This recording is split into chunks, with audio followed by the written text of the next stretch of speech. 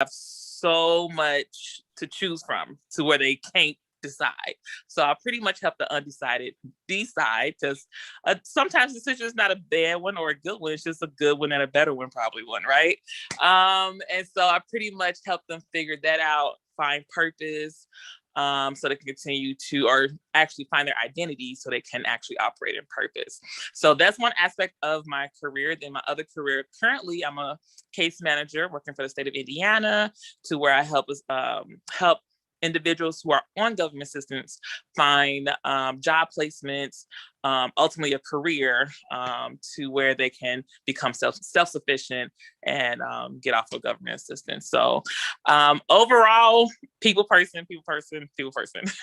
I love it. I love it. I love it. And by the way, everyone, she says she's a life coach, but she didn't mention she's a career coach with American Heritage College too. So, I mean, the life coach, career coach, all placed all together. Now you know why we brought her on board as a team member, because I tell you, she has such a passion, again, as I mentioned, to help people, right? Absolutely. And so that brings us to the professional mindset, which is what the series is about, right? Yes. So LaTara, what I wanted to know, what's your definition of a professional mindset? My definition of a professional mindset would be someone who know how to carry themselves, someone who know how to treat others. So professional, when I think of the word professional, I think of just like a formal. You're not informal with people, you're very formal. So it may be Mr. Mrs. So respect, a high level of respect, where how you want to treat people, how you want to talk to people, and kindness. Professionalism, I think, should have a level of kindness. That's part of my people person talking. That's great. I love it. But I do. And especially, I think I mentioned to this a little bit earlier about having don't lose the train of thought, LaTara, about having, don't lose it. I feel like I'm losing it. Sorry, Terry. That is okay. That's okay. I love the authenticity of you. That's why I love having you on the show. Hopefully it'll come back around to me. But yeah, kindness, respect, being genuine. In my type of field, never take anything personal, just because people can have a rough day.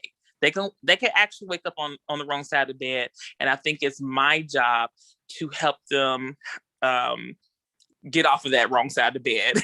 Yeah, no, I love their day better. Okay, that's really cool. So give me, before I go into my next question for you, give me an example. How do you do that?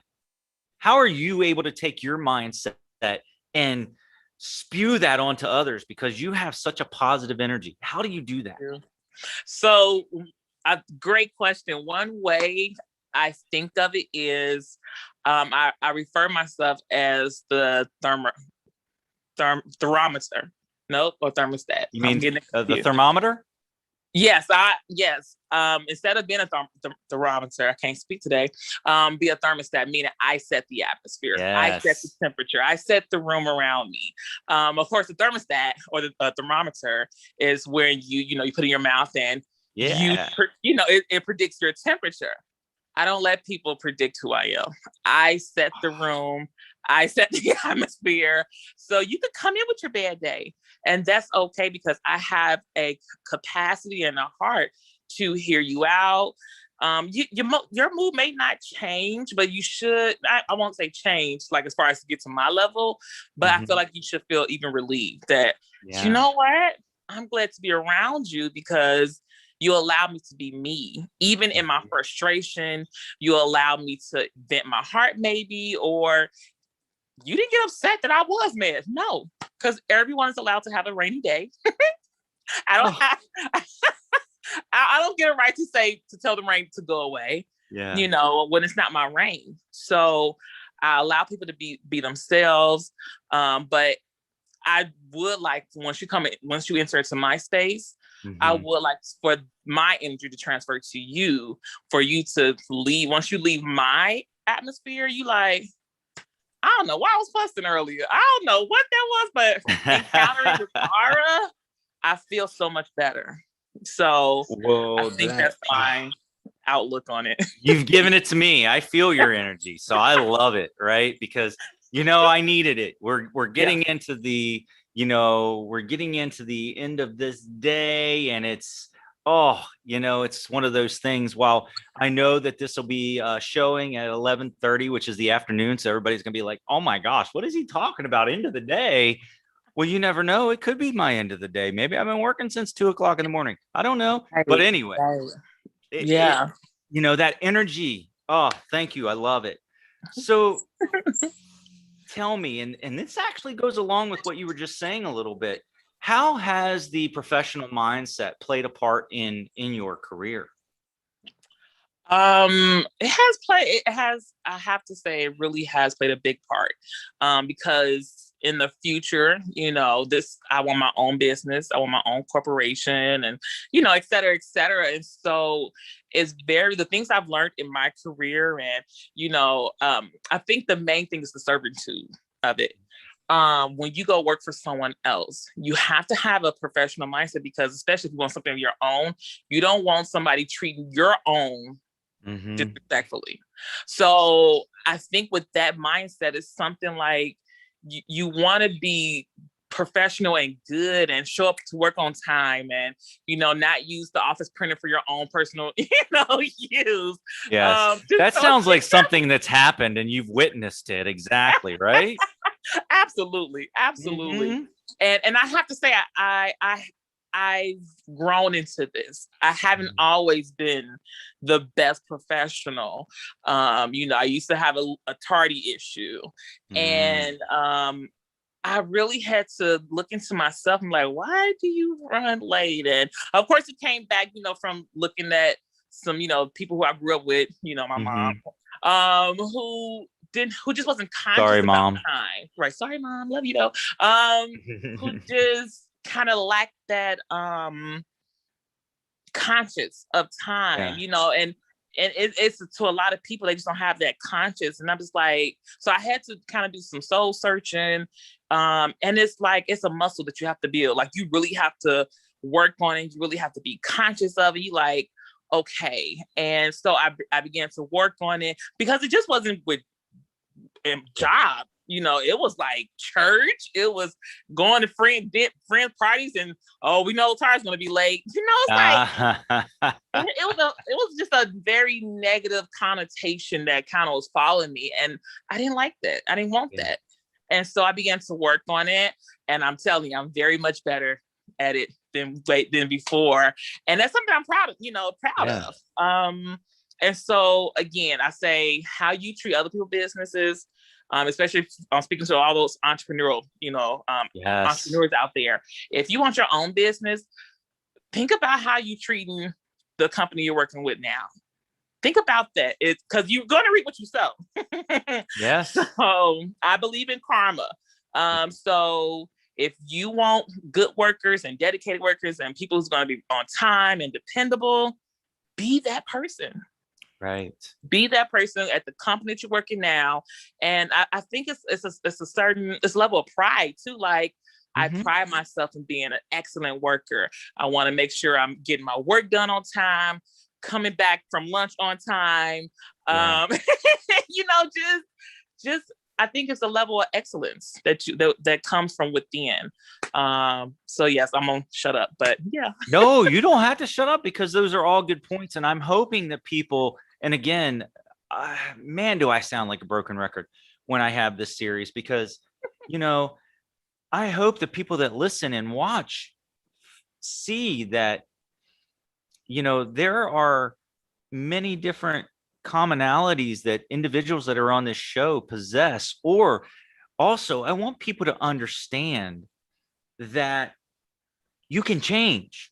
Yes. You can develop a mindset. Absolutely. And it's so funny. When I was growing up, there was that analogy that would say, what is it? A cheetah's never changes its spots, or something like that. Right? Yeah. Right. Yeah. because that was the old adage that people believed that, well, you're built that way, you can't change. Your destiny is already built for you, or you're halfway through your adult life, so guess what? You're destined to be that way for the next 20 plus years. Mm-hmm. Well, guess what? Science is showing us that the neuroplasticity of the brain, we can change. The brain can develop. We as people, which means that we as people can develop, right? Absolutely. I mean, absolutely. Think about something as simple as the people that decide to maybe start playing an instrument later in life. Okay. Mm-hmm. Well, that means your brain had to talk to your fingers if we're talking about playing a guitar. Right. Which means that the brain did have to develop and that skill.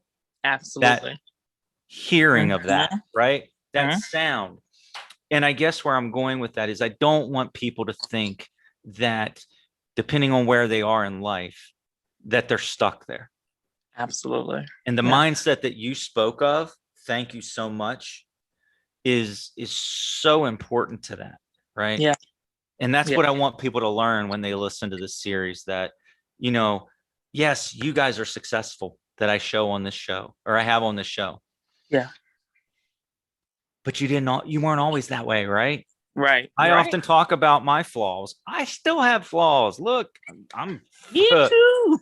Every day. Especially if you ask progress. Especially if you ask my teenager.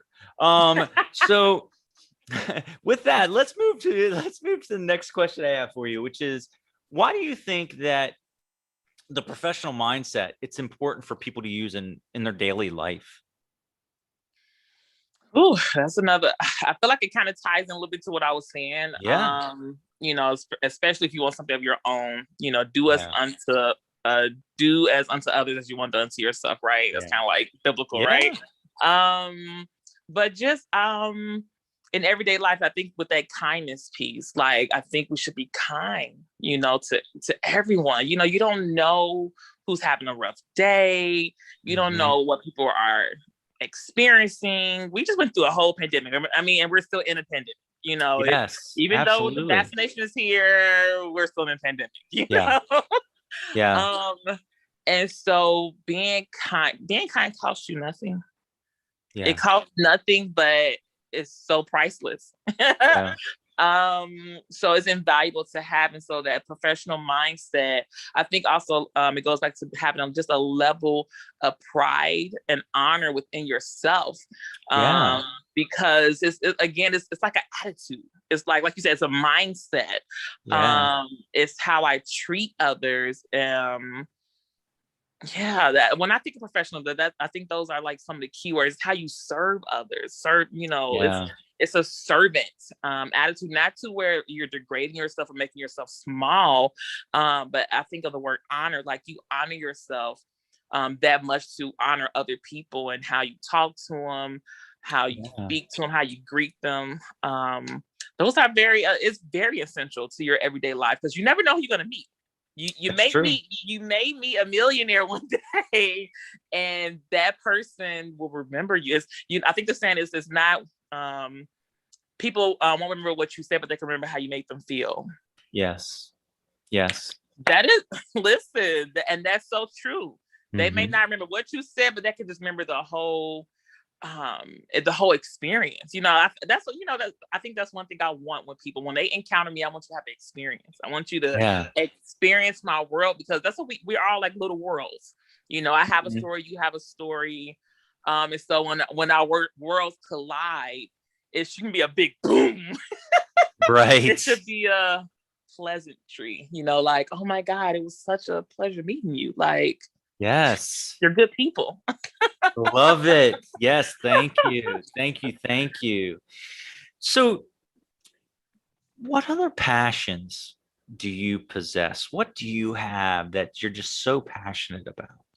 Well, of course, as everyone has heard, I do have a passion for people. I love to serve people, love seeing people finding their identity. But other passions is self-care. I don't think we do enough of that. We don't. And I think because, and you know what, the pandemic slowed a lot of us down. Yeah. And I think it was good. I really do. Minus the death, did not want anyone to lose their loved ones. But it allowed us in the technology world that we are living in. It allowed us to make more human connections. Yes. And so self-care, me and my friends always talk about this in our little clubhouse that we have. If you know what clubhouse is. It's an app, I like guys. that. But so the name of my group is called Encourage the Encouragers, and we actually check on the strong friend. Oftentimes you hear people say check your strong friends, but they don't really do it. Yeah. So I created a place and a space for people to actually do it. And so we oftentimes talk about self-care and like the encourager, the strong friend. Oftentimes people who always check in on other people, they don't know what they want. Yeah. They don't know what they need, because oftentimes they don't look at life through their lenses. They're looking at life through everybody else's lenses. And well, how can I help? How can I serve? Well, guess what? Just like the stewardess at the at the airport or on the plane, they'll tell you put your mask on first before you put your child on mask on. Yes. And oftentimes we be just riding this hamster wheel, going in circles that we don't recognize when we're tired. Yeah. We don't recognize when we're on E and we're going on fumes. Yeah. We cannot be helpful to people when we're on fumes. We're not giving the best version of ourselves, and we wonder why we end up just having this bad attitude, or just have this oftentimes we have a breakdown. Yeah. When we're not taking care of ourselves, and we wonder where that came from. Well, it came from you running on fumes. It came from you not taking the time out for yourself and saying, hey, I need to be poured into. I need to be strengthened. Let me take a step back. No, I can't help you. And actually, not often tell people, sometimes you have to look around your circle. If you're the smartest person in your circle, it's time to find another circle. Never heard that. I like that.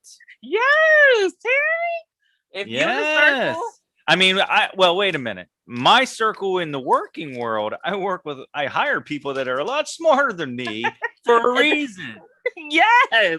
Right. And that's the gist in your own personal life. Yeah. You need friends who has the capacity, because nine times out of 10, those encouragers, you're the smart person or the strong friend in that group, you need to be in a group where you're not the strong friend. You need to be in a group where, hey, can you help me out? And then, oh yeah, girl, let me pour into you. What do you need? Like, because the people that you're in, or the group that you're in where you're the strong friend, they don't have the capacity. Yeah. They don't have, because they're so used to you pouring into them. And when you show them, I love Brene Brown. So when you show them your vulnerability, you shake them up. They like, whoa, where's this? Like, and which it tests them. It tests them to see if they can rise to the occasion, or if they're gonna fall. Wow. Great words of advice. And you know what? I didn't write it down, but it's up here. And hopefully old age, it won't leave. And I'll keep that in mind. And I got some things I need to work on there. Look at that. So what are some upcoming projects you're working on? Oh my God. So as I mentioned, Encourage the Encouragers on Clubhouse, that group has... Are you talking about the Clubhouse app? Yes, absolutely. I am on Clubhouse. How about that? I got to find you, Terry. Yes. So I got back on Clubhouse like back in December. I feel like that's when it became like really huge, especially at least in my community. And I started a room one day called like Encourage the Encouragers. And some people came in was talking. And one thing about me, like, yeah, I'm gonna have the conversation, but I'm also observing. I'm also taking notes, like, okay, because I think that's partial me too. Like, as a life coach, I'm always like looking for things and looking for ways to make it better. And so, and in that room, I was like, oh my God, a lot of encouragers don't know who they are. Oh my God, a lot of encouragers don't know what they need help with and all this other stuff. So I think I held the room. I held it again. People came in, was talking. Held it for the third time. Everybody was like, you need to make this a club. make it a club now. We need it. Do it. Keep going. And so I did. And I used to host it every Friday at 11 a.m. But I switched the times. Right now, I'm kind of testing different times out, kind of see what's best for everybody. So now I hold them every Wednesdays at 8 a.m. I mean, 8 p.m. Not a.m. 8 p.m. And so it's a club on Clubhouse. I also created a group on Facebook for people to continue with the conversations, or just if they want to to stay encouraged. I did create a Facebook group, and so even with that, my friends like, we need a master class. We need a workbook. So I kind of been working on some workbooks. Well, we need to talk offline about that with American Heritage College, maybe. So let's talk it. Okay. Right? Yay! All right. So, well, and again, remember, that's why everything we do here with the Professional Mindset series is about helping people be a better person, right? Absolutely. Yeah. Because no matter what education we provide through the college to people, if the mindset's not there, that's true. It's not. How can you, as a career coach, help them? We can help them with the knowledge, right? But if we don't help them with the mindset, it may be worth the not, right? Yeah, absolutely. Right? I was one of those. When I graduated college, I didn't know what to do. How many people finish college, right, and don't know what to do, right? Oh no, I know what to do. Terry. You got to go get a job. That's what you're told, right? That's what we were told. You went to school, you learned these skills, now you get a job. Yeah. How do I do that? Right. I've worked. Yeah, I've worked. How do I get a professional job? Yeah. I mean, talk about confidence. That's a whole nother story for me, Terry. Like, I went to school, my bachelor's degree is in journalism. Mm-hmm. I pursued it, but I was scared to like really pursue it. Yeah. Because I felt like, I have a bunch of schooling, but I don't have enough experience. That's right. And you know what? If you'd have had the mindset at the time, you might be writing all over the world. But you know what? You're on Clubhouse, so you're already all over the world. Isn't that great? Isn't that great? It's pretty cool. I've met people from London. I have London friends now. Absolutely. Yeah. I can't wait to find your what's the name of your group again? Encourage the Encouragers. Encourage the Encouragers. All right.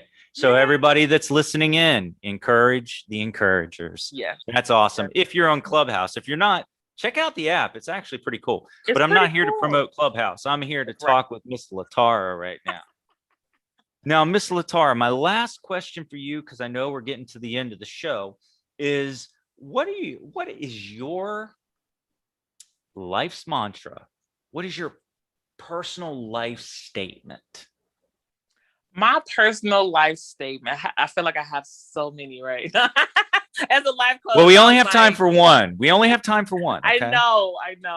I would say this. One of my life mantras is definitely, I never make a mistake. I only have lessons learned. And in that I give myself grace. I give myself reach. Yeah, look, that's breathe. For some people, exhale, inhale, have that moment. I've learned to give myself grace. I've learned to look back at my quote unquote mistakes and actually pull out the value. Like, okay, what did I learn from it though? Like, it's not time for me to be shameful, to live in regret.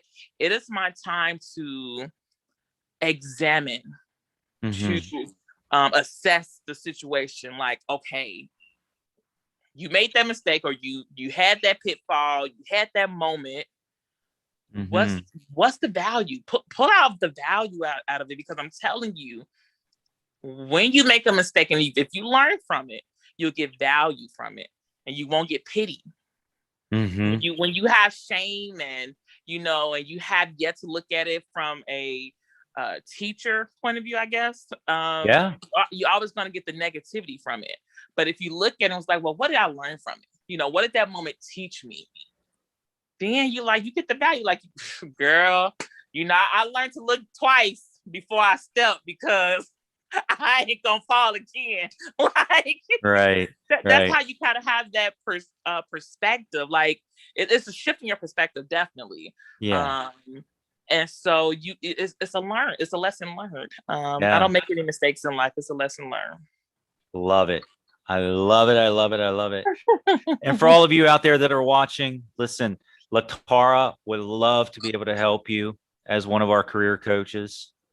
Absolutely. You know, if you need new skills, if you're struggling, come check out our programs, go to americanheritagecollege.com, and we're happy to assist you. And LaTara could be your career coach. As you know, you heard it here. She's got a lot of great, we'll say, experiences to share with you. She's got a lot of great skill sets to share with you and a lot of good advice, right? So, Miss LaTara, thank you for being here. It's been such an awesome, awesome show with you. I love it. I love your energy. I love working with you, and I thank you so much. Thank you. Thank you so much for the opportunity.